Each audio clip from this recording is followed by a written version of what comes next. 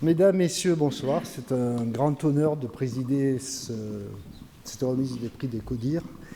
Et j'ai toujours été convaincu que souvent les lumières sont faites au PDG, au conseil d'administration, et pas assez au CODIR dans les revues Don't Challenge, hein, qui est ici et qui préside ce soir, parce qu'une entreprise ne réussit que si son CODIR est compétent, aligné, motivé, et on voit tellement d'entreprises qui perdent de la valeur en ne l'ayant pas que c'est agréable de voir les entreprises qui ont été nommées ce soir pour les prix. On m'a aussi demandé d'apporter mon éclairage et ma vue sur la proposition ou la loi de Mme Rixain et l'article 14. Et je voudrais l'éclairer avec mon expérience personnelle et ma carrière.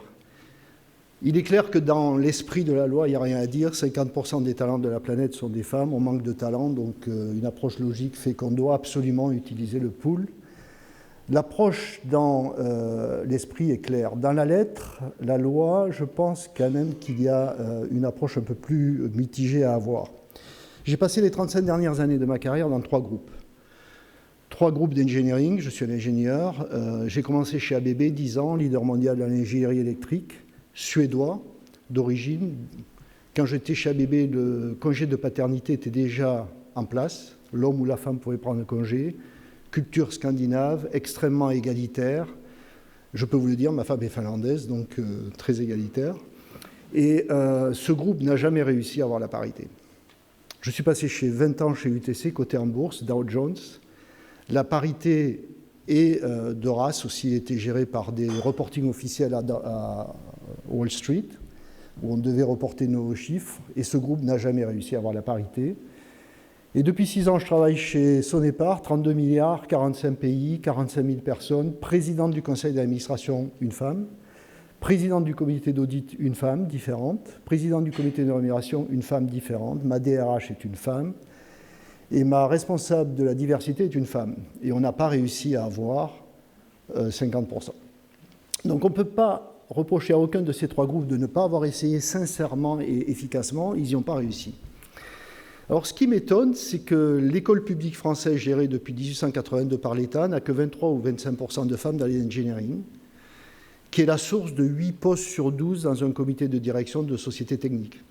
Donc, si la source n'a que 23 à 25%, les États-Unis, c'est 18, c'est plus mauvais, il est très difficile d'arriver en haut en promouvant des gens sur la base de leur carrière et de leurs compétences à 50%.